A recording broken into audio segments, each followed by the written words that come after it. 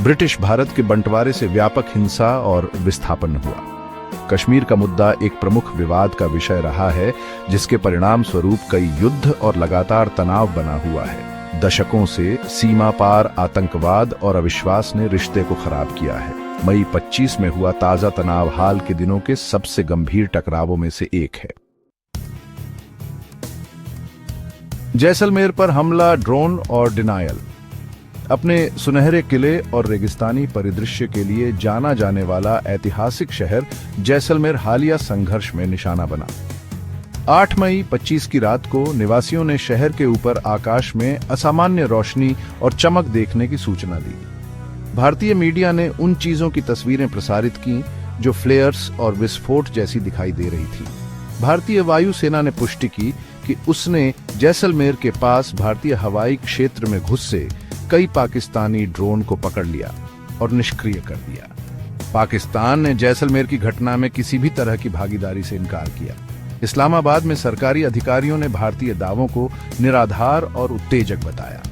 उन्होंने जोर देकर कहा कि पाकिस्तान शांति के लिए प्रतिबद्ध है और उसने भारतीय क्षेत्र पर कोई हमला नहीं किया है।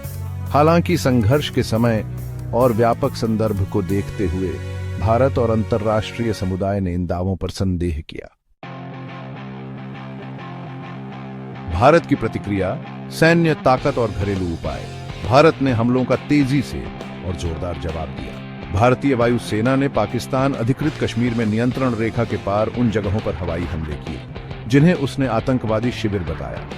ऑपरेशन सिंदूर नाम के ये हमले पाकिस्तान को कड़ी चेतावनी देने के लिए थे। भारत ने यह भी दावा किया कि उसने अपनी वायु रक्षा प्रणाली को सक्रिय कर दिया है और कई पाकिस्तानी ड्रोन और मिसाइलों को मार गिराया है। घरेलू मोर्चे पर भारत सरकार ने अपने नागरिकों की सुरक्षा सुनिश्चित करने के लिए कई उपाय किए। उत्तर भारत में हवाई अड्डों को अस्थायी रूप से बंद कर दिया गया और सीमावर्ती क्षेत्रों में स्कूल और सरकारी कार्यालय बंद कर दिए गए। भारत और पाकिस्तान के बीच धार्मिक तीर्थ मार्ग करतारपुर कॉरिडोर को भी बंद कर दिया गया। सरकार ने नागरिकों से शांत रहने लेकिन सतर्क रहने का आग्रह किया और उन्हें आश्वासन दिया कि सशस्त्र बल राष्ट्र की रक्षा के लिए पूरी तरह तैयार हैं।